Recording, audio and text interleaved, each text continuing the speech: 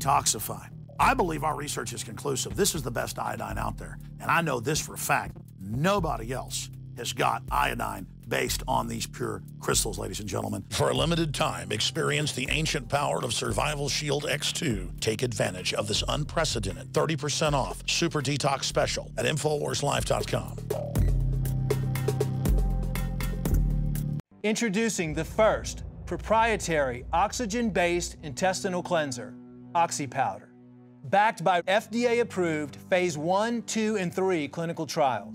All the toxins from the air, the food, the water, ultimately ends up in the gut or affects the gut. Take your health into your own hands and start cleansing your body today with OxyPowder. Secure your OxyPowder today at InfoWarsLife.com. That's InfoWarsLife.com. Hey guys, Rob Dew from InfoWars.com, and the subject of today's report is something that anybody out there who's ever been online or ever commented on a story or ever put anything online has experienced, and that's trolls. No, I don't mean those trolls. Trolls. I hate trolls. Look! Trolls! Miserable, no-good, robbing trolls. That's right, the trolls that Willow hates and that Thorn Oakenshield called miserable, no-good robbing. It's the trolls that live in the basement of their parents and eat Hot Pockets and do nothing but comment on the things that other people are doing out there when they themselves have no life of their own. What if we run out of food? Don't worry, I have that covered. Ma'am? Yes, hon? More Hot Pockets! So why am I doing this in front of the entertainment wall? Well, I find trolls a big source of entertainment. Pretty much everybody here at InfoWars, we kind of like our trolls. They come to us every day, they give us lots of laughs. I mean, it's really entertaining to watch the trolls, so that's why I'm doing this in front of the entertainment wall, just to let you know. Oh, there's more where that came from. But I'm not just going to talk about the ones that live in their parents' basement and the tactics they use. I'm going to talk about the ones that are actually paid for by governments to go out there and change public opinion and put disinformation out, to confuse you. So the issue's always clouded, so you never know who to trust or who's right or who's wrong. That's right, we're gonna really discuss trolls today. What is it? Trolls.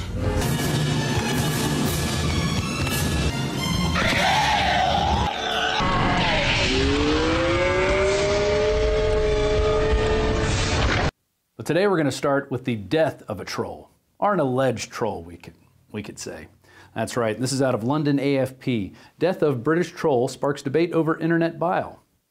The death of a British woman accused of a vicious campaign of online abuse against the parents of Madeleine McCann has ignited a debate over the growing scourge of internet trolls. Brenda Leyland was found dead in a hotel room earlier this month after being confronted by Sky News over her alleged trolling of Kate and Jerry McCain, whose 3-year-old daughter went missing in Portugal in 2007. Using the Twitter handle @SweepyFace, the 63-year-old reportedly posted thousands of hate-filled messages about the couple. So at 63, this alleged troll doesn't quite fit the profile of what a normal troll would be. Most trolls are preteen to early 20s, male, or really disgruntled females, and once again, live in their parents' basement. More Hot Pockets! But she is part of the new breed of troll, the one that doesn't really put out any information or even tries to make an argument in their favor. No, it's just one that viciously attacks over and over again. And even the old school trolls, they're getting mad. Here's an article from Vice magazine. OG internet trolls are upset their hobbies being ruined. There are plenty from this old guard still lurking around the online undergrowth who consider antagonizing and upsetting people in clever ways over the internet to be an art form, a calling even. They see trolling as a basic form of political protest and something that can benefit society. And they are frustrated that it's being debased by idiots who send racist abuse to celebrities and athletes from anonymous Twitter accounts.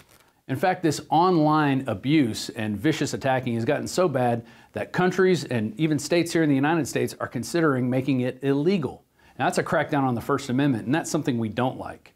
And it's like I always say to my kids, if somebody's calling you names, what do? Sticks and stones may break my bones, but words can never, ever, ever hurt me. They can't do it. So let's get back to these laws. Arizona legislature passes internet censorship bill to make trolling illegal. Many experts have argued that the internet has turned into a lawless wasteland where knowledge enters and ignorance exits. The Arizona State Legislature on Monday passed an internet censorship bill that extends telephone harassment laws to the internet and other means of electronic communication.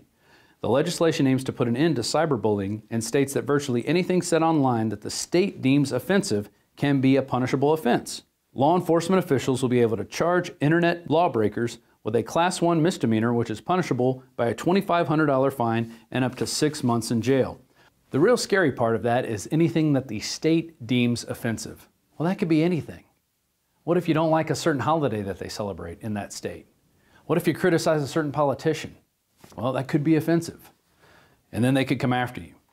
A quick look in Australia's internet trolling laws. The Criminal Code, Part 10.6, regulates internet services, and some of the areas that the part encompasses are child abuse, child pornography, as well as using a carriage service to menace, harass, or cause offense to an unreasonable person, as stated in Part 10.6, Division 474.17. So they're lumping in child abuse and pornography with saying something that's offensive. That's really scary. So pedophiles could get the same thing as somebody who just is a troll. Wow. In England, it's even worse. Cyber bullies could face 2 years in jail under new internet troll rules. People convicted of cyberbullying and text message abuse could face up to 2 years in prison under plans backed by the government. And this just came out in March of 2014. But with England, they've always been going after people's free speech. In fact, in 2002, we covered this article. This is out of the BBC News. Columnist arrested over race speech. Robin Page, 61, a farmer and countryside campaigner, was questioned over remarks he made at a fair in Frampton in Severn, Gloucestershire. Several people complained to police about his speech, which he allegedly said, supporters of the traditional country way of life should be given the same rights as blacks, Muslims, and gays. The Daily Telegraph columnist was subsequently arrested on suspicion of committing public order offenses by breaching Section 18 of the Public Order Act. So England's always been going after people and their free speech, but now they're going to start coming after it on the internet, and other places around the world and even here in the United States are joining in. But let's look at something that's even weirder than that, and that is government paid trolls. These are people who are paid for by corporations and other governments to mislead the public or kind of guide them in a certain direction. First article is out of The Atlantic, the Kremlin's troll army, and it states, Anton Nosk, a popular Russian blogger and programmer who is sometimes referred to as the father of the Russian internet, says the Kremlin is falling back on a time-honored strategy in its propaganda war on Ukraine. But this time he says the stakes are higher than ever before. BuzzFeed reports that at least one trolling company, Internet Research Agency in St. Petersburg, is expected to spend more than $10 million in 2014 alone. So what is the typical life of a paid government troller? I hate trolls. Back in February 2011, a writer for The New Statesman did an interview with a paid government troll. Here's the headline. China's paid trolls meet the 50-cent party. Here's his first question. When and from where did you receive directives for your work? Almost every morning at 9 a.m., I received an email from my superiors, the Internet Publicity Office of the local government, telling me about the news we were to comment on that day. Sometimes it specifies the website to comment on, but most of the time it's not limited to certain websites. You just find the relevant news and comment on it. And then he gives 3 steps that he follows. You receive the task, you search the topic, and you post comments to guide public opinion. He actually says this, to guide public opinion. And he said at least 60 to 70% of the stuff he was given was on a local level, not national, but that's still another 30% to national or other international issues. Can you tell which online comments are by online commentators? Other words, paid government trolls. Because I do this, I can tell you at a glance that there are 10 to 20% out there of the tens of thousands of comments posted on a forum that are made by online commentators. That may not seem like much, but these guys are doing it every day, over and over again, citing different facts to guide people in certain situations. So people are going to see them as relevant sources of information and may even start siding with these guys for certain points. He talks about a case where he was guiding people to not complain about the price of oil rising. And he would come on and say, well, if you're too poor to drive, you shouldn't be driving anyway, to take people away from the argument that why is the price of oil rising and to attack him. Pretty insane stuff there. Oh, there's more where that came from. Yes, there are paid government trolls on social media, blogs, forums, and websites. This is by Michael Schneider out of The American Dream. A UK intelligence outfit known as Government Communications Headquarters, through a previously secret unit known as the Joint Threat Research Intelligence Group, has been systematically attempting to control, infiltrate, and manipulate and warp online discussions. Among the core self-identified purposes of JTRIG, or JITRIG, are two tactics: to inject all sorts of false material onto the internet in order to destroy the reputation of its targets, and to use social sciences and other techniques to manipulate online discourse and activism to generate outcomes it considers desirable. And it lists several things that they use, including false flag operations, fake victim blog posts, and negative information. All things you've seen out there by the paid government trolls. But here's where it hits home in the United States, and specifically with the Obama administration. Back in 2010, an article uncovered a paper that was written by Cass Sunstein, who was an Obama advisor. And it talks about, instead of calling it government trolling or government paid trolls, they call it cognitive infiltration. Here we go. Sunstein co-authored a 2008 paper titled Conspiracy Theories, in which he wrote, "The existence of both domestic and foreign conspiracy theories, we suggest, is no trivial matter, posing real risks to the government's anti-terrorism policies, wherever the latter may be." They go on to propose that the best response consists of cognitive infiltration of extremist groups, where they suggest, among other tactics, government agents and their allies might enter chat rooms, online social networks, and even real space groups and attempt to undermine percolating conspiracy theories by raising doubts about their factual premise, causal logic, or implication for political action.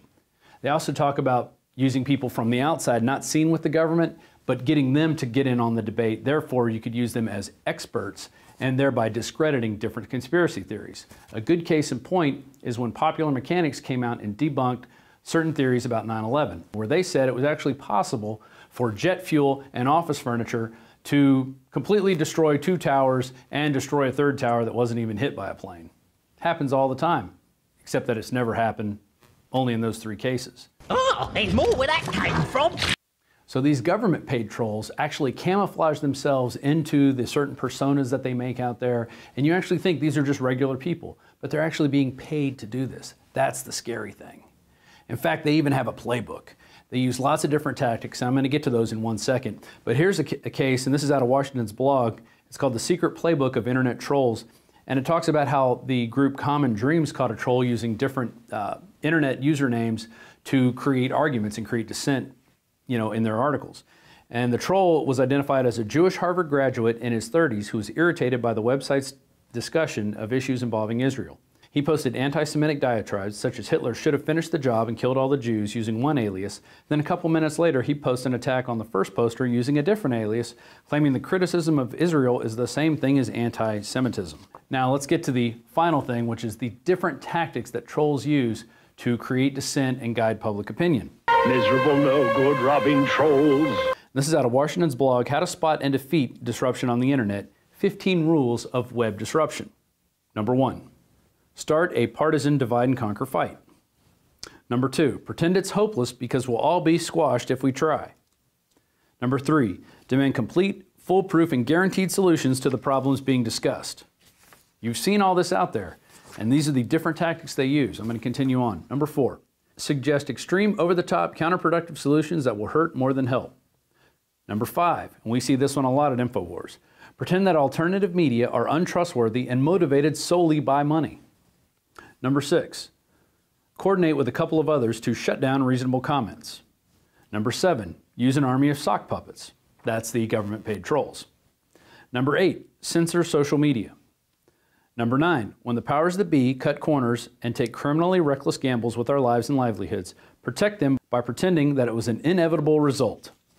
Like no one could have known that the economy was going to collapse in 2008, except all the guys that profited from it. Number 10, protect the rich and powerful by labeling any allegations of criminal activity as being a conspiracy theory. Goldman Sachs gets caught rigging the markets. Hey, let's give them some bailouts because they had no idea it was going to happen. And if you think that those guys are in collusion with other giant banks out there, you're a conspiracy theorist. Number 11, avoid discussing key issues and instead focus on side issues. Number 12, use a straw man. Create a seeming element of your opponent's argument which you can easily knock down and make yourself look good and the opponent look bad. Number 13, hit and run. Make a brief attack of your opponent or the opposite position and then scamper off. Number 14, question motives. Twist or amplify any facet which can be taken to imply that the opponent operates out of a hidden personal agenda or other bias.